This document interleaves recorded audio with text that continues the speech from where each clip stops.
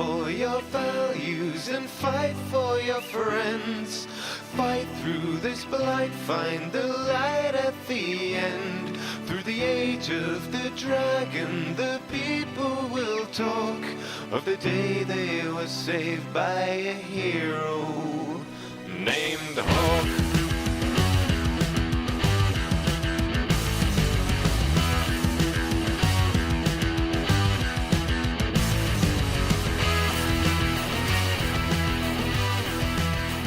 This is Reignite, Kirkwall's only true crime podcast.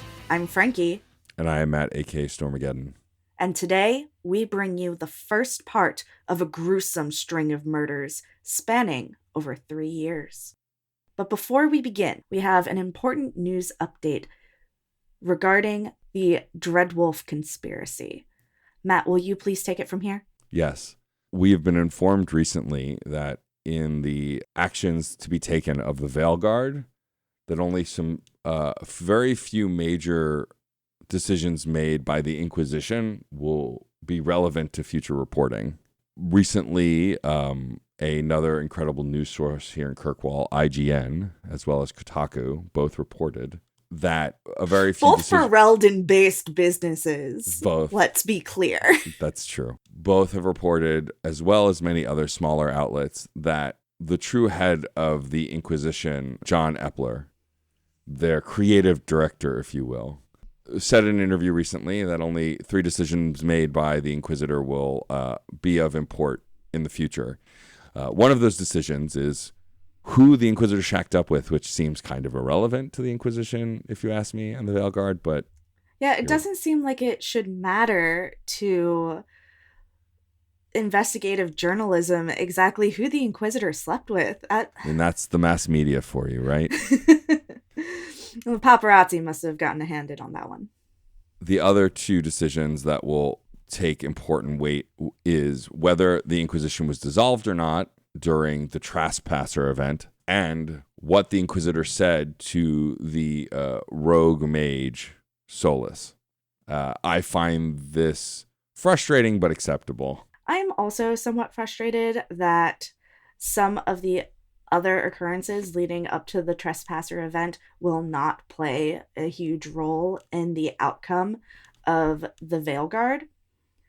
However, given that this is a very different situation that we're dealing with, I think we can just kind of take it as it comes and do our best to report with an unbiased attitude. Yeah, I mean, I think personally in previous versions of our history, the connecting events were less relevant from time period and location to time period and location.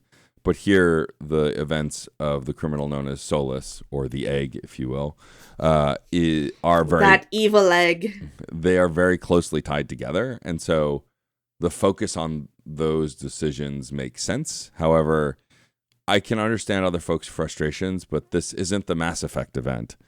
Those choices were much more closely binded in time than things we are dealing with the Veilguard. So...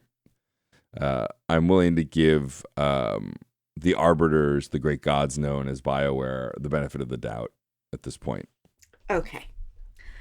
With that news update logged and thoroughly discussed, we're doing great. Let's move on to today's investigation. Matt, will you take us into the field notes? Sure. The investigation began with a husband requesting help to find his missing wife, seemingly an act of love and care. However, when the investigator recorded only as Hawk approached Ghislaine de Serac, they learned that he had been pleading with the city guard to drag his wife back home. Ghislaine revealed to the investigator that Nanette, his wife, had a history of adultery that she had made no effort to hide, spending time openly in the Hightown brothel, the Blooming Rose. Now, I find the attitude of the city guard to be a bit unsurprising here. Yeah, stating that it's a domestic matter, that they have no need to get involved.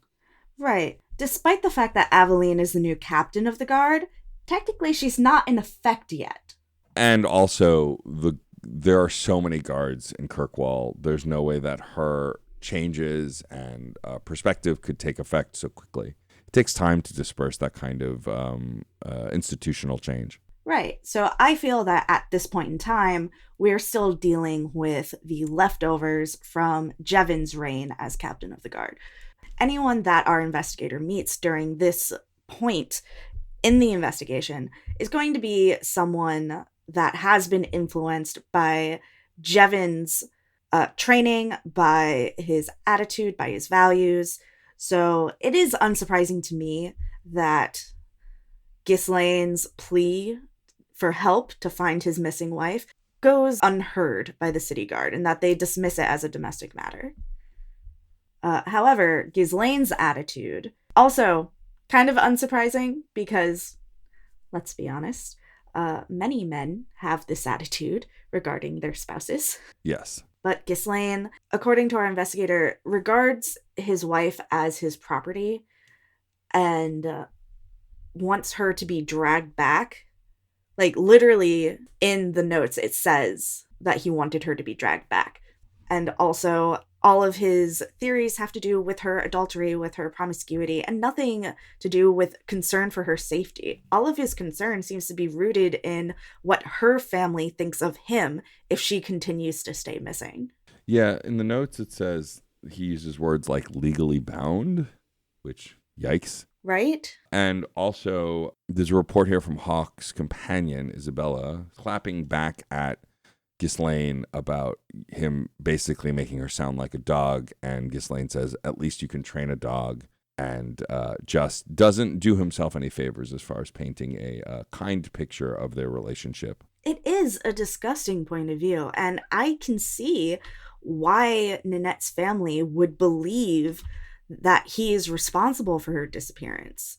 You know, there's a reason why law enforcement goes to the spouse first. For sure. I mean, they're always the prime suspect for a reason. And here it seems like it could, I mean, I don't know. If I were there at this point in the conversation, I wouldn't have trusted him. Right. What is your theory at this point in the investigation? That maybe she ran away from her husband. It sounds like there could have been an abuse situation here, or maybe just a disrespect. It's unclear. People like Ghislaine could be actual physical abusers or just all bluster and mostly vocal. I mean, any abuse is not good, but it's unclear, like, if he's all bluster because he's trying to be tough here, or if he is someone to actually harm his spouse. Right, and not all abuse is physical abuse. It Correct. is very possible that his general attitude constitutes emotional abuse and threatens her mental well-being. Now, it's not out of the realm of possibility that someone would cheat just because they feel like it. She could be unfaithful. We don't know. But also, I think more typically, someone is pushed to that, given a reason to leave. Yes, and also, there are people who, quote, cheat in their abusive relationships as a way to set up a safe place to escape to. Yeah. So that is also a possibility. Perhaps Ninette did cheat, but perhaps it was an escape for her safety. It's very possible. The records are really unclear as to how the investigator responded to this request to track down Ninette. What do you have in your notes? So in my notes, Hawk agreed, but then as the conversation continued, gave Ghislaine shit about his attitude. Very frank notes. It's very unprofessional, honestly. But it shows here that Hawk, once realizing that Ghislaine was the kind of scum that he is, kind of bit back at like his responses, how he treated her, how he talks about her. You know, it seems like Hawk, at least according to my notes, is the type to want to help any and all, more for the well-being. My guess is that Hawk agreed to help for Ninette's sake, not Ghislaine's sake. That's so interesting because my notes show a similar attitude. However, Hawk disagreed, or refused rather, to help Ghislaine, stating, "You're a pig and I refuse to help you." Interesting. That is, yeah, very interesting. Well, regardless of Hawke's recorded response to Ghislaine, they must have thought Nanette's disappearance to be worthy of investigation, as their notes do pick up again at the Blooming Rose, where they interviewed an elf named Jethan, reported to be Nanette's lover. Here, Hawke does learn that rumors of Nanette's extracurricular sex life are not exaggerated. Though maybe they were a little bit exaggerated by Jethan, it's hard to tell with so much innuendo in these notes. The interview continued to reveal that Nanette's patronage of the brothel was largely due to Ghislaine's ill treatment of her. She needed an escape from her marriage. This seems to support the idea that she had simply left her husband, something Jethan hoped to be true. However, if this was the case, she did not say goodbye. The investigation doesn't end there. Jethan lastly revealed that one other person came in looking for Nanette, an older Templar named Emmerich.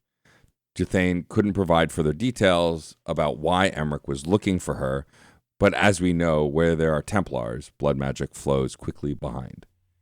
So, Templars, the other law enforcement agency in Kirkwall at this time. Yeah, some might say an overwhelming and overpowered law enforcement force within. Law enforcement force? Sure, we'll stick with it.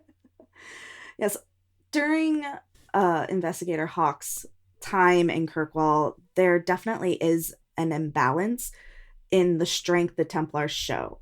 And it is peculiar to find a single Templar investigating the disappearance of a non-magical human. So there is the temporary theory that Nanette is an apostate. Yeah, Hawke even says that at one point, because, again, I think our notes don't quite align, but like because Hawke is an apostate themselves, basically. That's what my notes don't say that at all. But he speaks specifically about apostates from a place of knowledge, and Jethan doesn't really support that theory or have any additional information. Yes, I do see here that Jethan said, "She cast a spell on me." Yeah, more innuendo. Which I don't think means that she's a mage. No, I don't think so.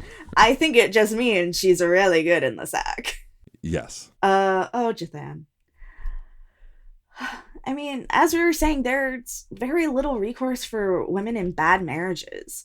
Yeah, I mean, especially in Kirkwall. I feel like in other places it might be different depending on who you are and who you know, but it feels like most of the general townsfolk in Kirkwall, especially the working class, just don't have much options. I mean, if we're being honest, I think even our distant cousins in, what is it?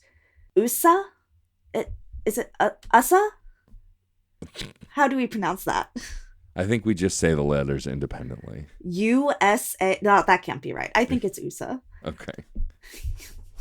Silly saying the letters individually. Foolish.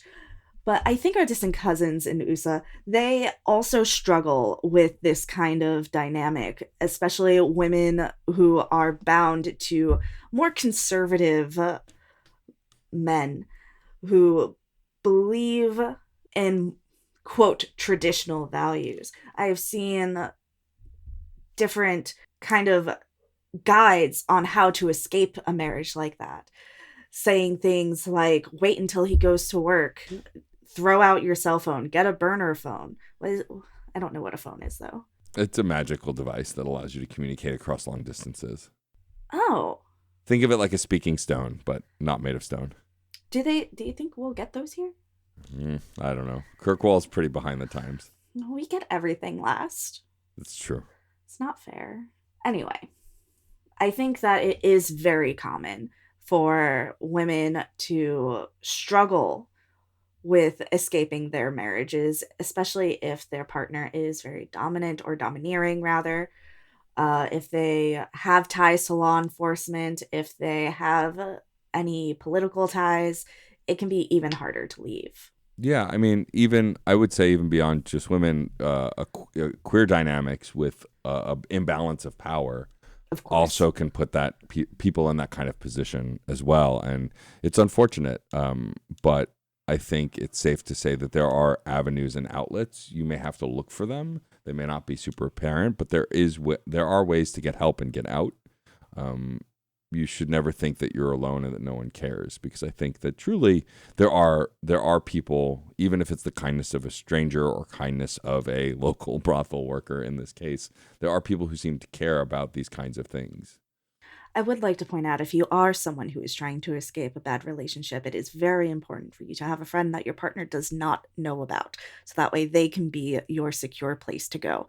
Anyway, continuing. There is an odd note scribbled in our investigators' margins regarding a proposition from Jethan. I can't make out the relevance or Hawk's response. Yeah, in my notes it says that Hawk said, "Ooh, fun," and then his co-investigator Isabella chimed in saying that they learn more about Hawk each day. Feels very Yes. I see the same thing, except the note here says that Bethany cock-blocked them? Oh dear. crude. But, I mean, it paints a picture.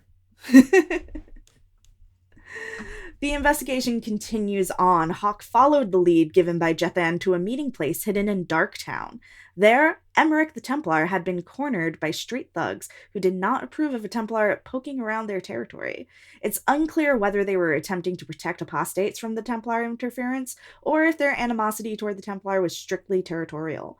The aggressors were dispatched by Hawk and their team of specialists. Once safe, Emmerich revealed that his interest in Nanette related to a disappearance from the gallows, the morbidly named Circle of Magi in Kirkwall, policed by the Templar organization. The disappearance of an older mage named Marin led Emmerich to the unsolved disappearances of 2 other women under similar circumstances. His reports to the city guard went unanswered, forcing him to pursue an investigation on his own, something he conceded he was too old to do. He turned his investigation over to Hawk, folding in Nanette's disappearance with a larger conspiracy. Yeah, it's interesting here. Emmerich, according to the notes, doesn't really operate like a lot of other Templars I've heard of. There seems to be a genuine interested care. It's hard to tell whether the care is misplaced and more about the Templars' order and protecting them, or genuine well-being for Marin.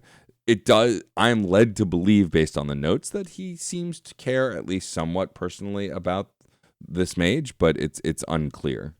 Yes, it seems that there are some Templars who object to the ruthless policing of mages that occurred during this time period.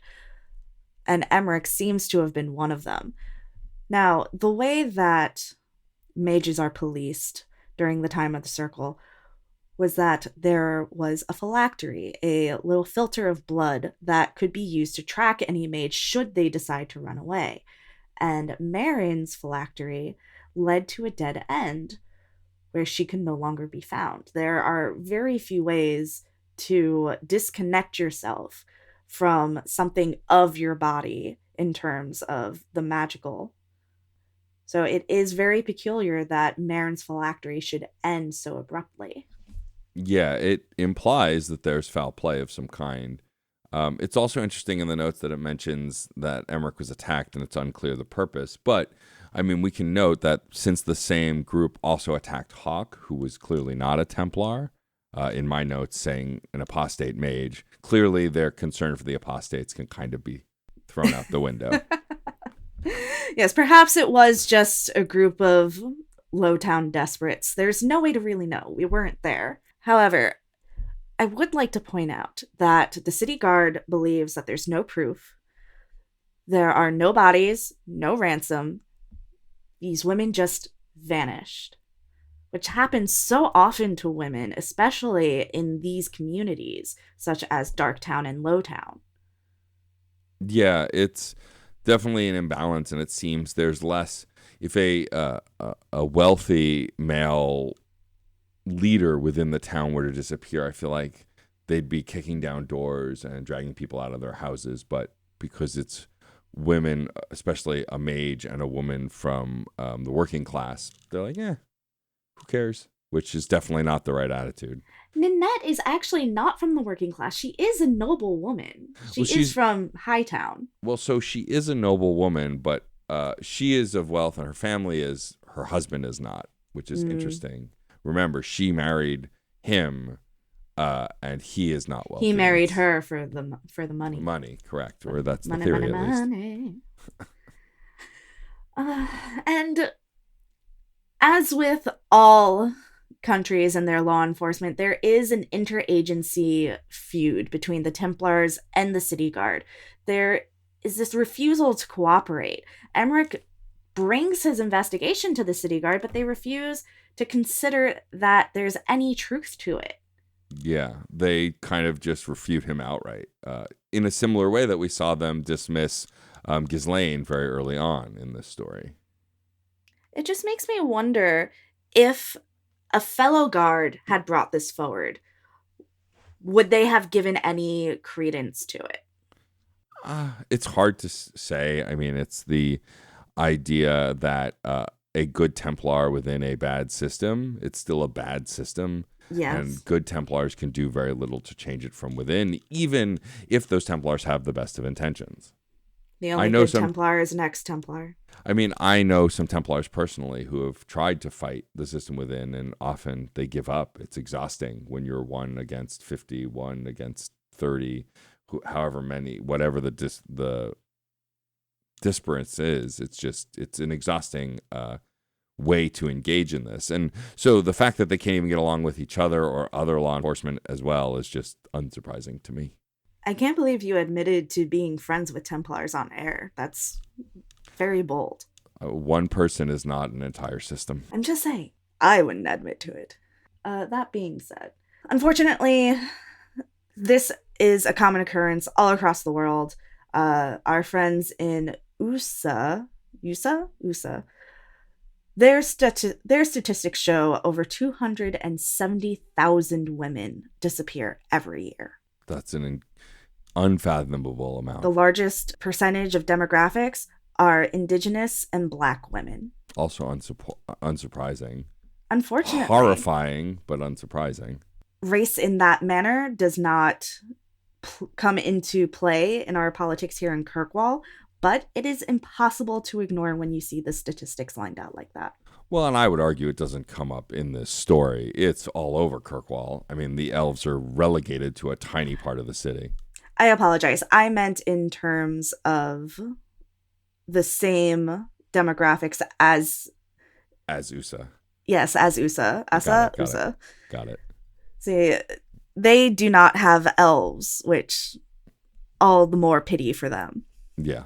Nor do they have Canary. They've never seen Canary. Yeah, it seems strange to me. It seems so common here. It's baffling. Okay. Let's see. Where does the investigation take us next? So it looks like the investigator Hawk heads to the Dark Foundry. Yes. The rest of our investigators' blood-covered report is difficult to follow, so please bear with us. Emmerich's notes lead Hawk to the Foundry in Lowtown, where they caught a glimpse of a figure before they disappeared in the mists of an attack by various demons. Hawk and their specialists fought off the onslaught, but lost their suspect. Instead, they found a sack of bones, a severed hand, and Nanette's wedding ring. Ugh. Which confirms the theory that blood magic is at play. Yes, which, I mean, because noted here, as I said before, at least according to my notes, Hawk is a mage and leans in kind of to some of the blood magic, but also works with an associate named Merrill, who is known to work within blood magic. The conversations here get conflicting, but it as far as good, bad, we won't get into that, but it is clear that this is a very gruesome outcome and blood magic was involved somehow. And it can't be denied that whether you are in favor or against blood magic, the blood magic being used here is for nefarious purposes for sure. It is. I can't imagine there being any good coming from severing a woman's hand from her body. Correct. And the demons that our investigator faced, so many different kinds. Whoever this mage is behind these disappearances, they did not want our investigator to survive. Yeah, we have to assume it's a mage, right? Considering what we encountered. I mean, that's kind of got to be the obvious answer at this point. I cannot imagine someone without magical ability, being able to set up so many demons unless they have a mage in their service. A mage is involved in some way. Right. I was going to say the perpetrator may not be a mage, but they will be working with one if they are not one themselves, for sure. Yes. Unfortunately, we do not find our victims. The only thing left for our investigator to do is confirm the deaths of the victims. Emmerich can verify that it was Marin's remains that Hawke found before declaring that he would bring the evidence back to the city guard and demand justice for these women.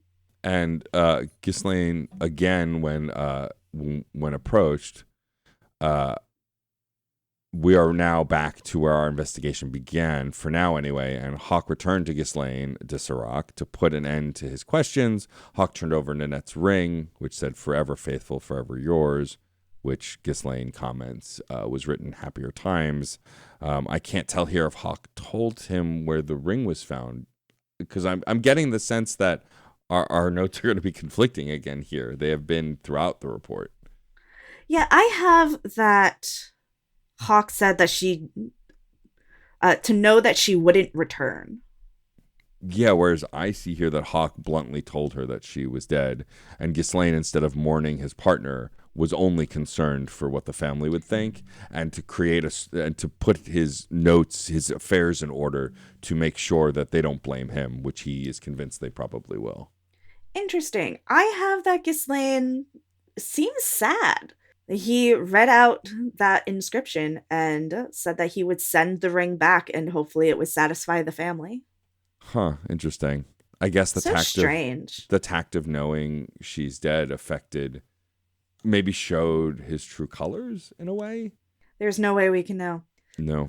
Hawke was not very consistent when making copies of their reports. I don't understand. Yeah, we've never met Hawke, but you kept saying she, I kept saying he even. So we don't even have the gender of the investigator down. It's all a mystery. Also, but hey, that's why we do this podcast. That's true. Also, gender isn't real, and gender is a lake. Yeah, exactly. It's my favorite thing to say. Everything is a lake. All right, so we know this isn't the end of the investigation, but it will be 3 years before the White Lily murderer strikes again. What do you think? I think we're on to something with it being a blood mage. It must be, right? All of the evidence points to that. But that said, again, blood magic, like any resource, can't be blamed alone. It's the person behind it. We know that with Investigator Merrill, who is a sweetheart, at least according to Hawke's notes. Yeah, according to Hawke's notes. Says very loving and very dorky things in the notes. We didn't get into a lot of it because we wanted to focus on Hawke's perspective. But I do think that blood magic is a tool like a crossbow or staff or sword, right? It's who's wielding it that's really to blame here, not the resource. Though this is a very dangerous resource. I would also like to point out that very often in our investigations, we learn that mages resort to blood magic because they have no other choice. They're desperate. So do we think that this could possibly be the act of a desperate person? Sure, but again, desperation doesn't forgive heinous acts. It only explains them. All right. Unfortunately, we are left with so many questions and not very many answers just yet. Let's move on to our next segment. Here is usually where we talk about various artists that are popping up in Kirkwall and where you can find their work. But in lieu of that usual segment, I'd like to remind you that while this podcast discusses the crimes of Kirkwall, this is often based on disturbing truths and statistics that span the entire world, found even in the distant land of USA. You said USA. That can't be right. That's what I've heard. I've heard it both ways. While race is a very different issue among the people of Kirkwall than it is in other countries, it plays a vital role when we discuss crimes against marginalized communities.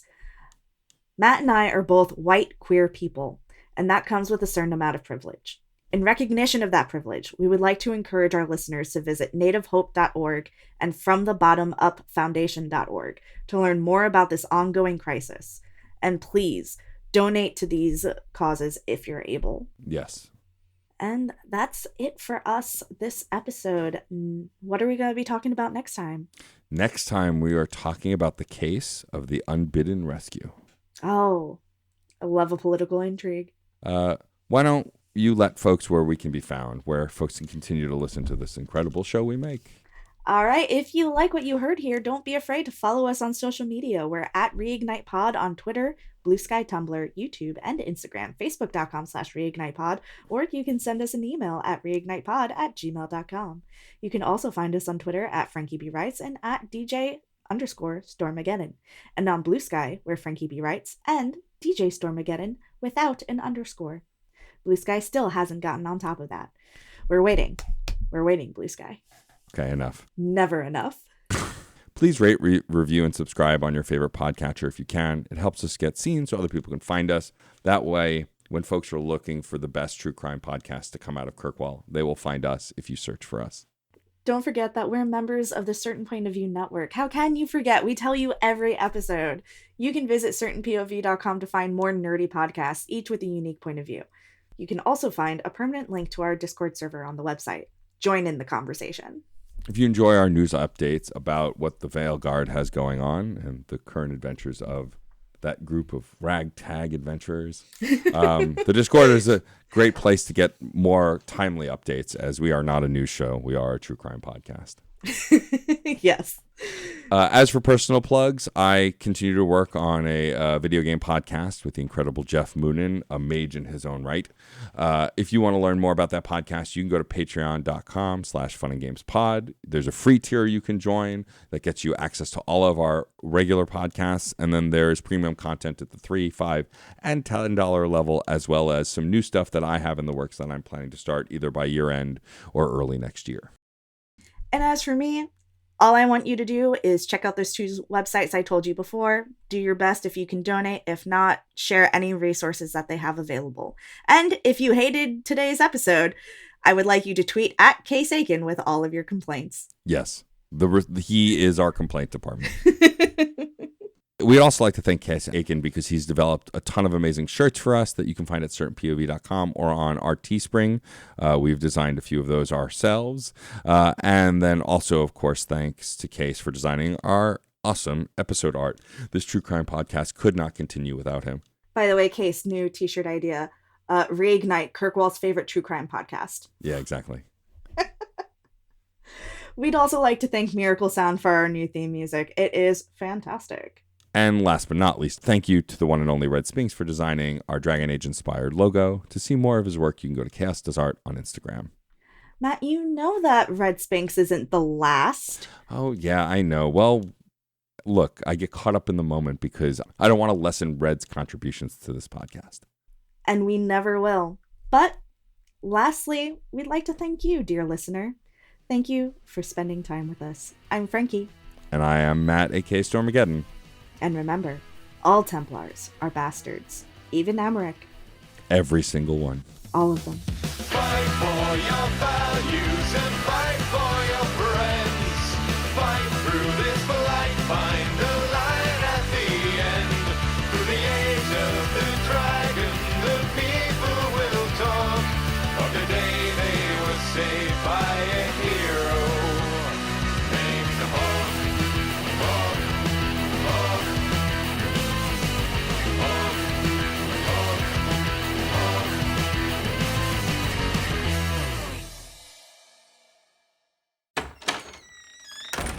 Hey, Oh, hey, Jeff. what's going on, guys? Oh, talking about Superman.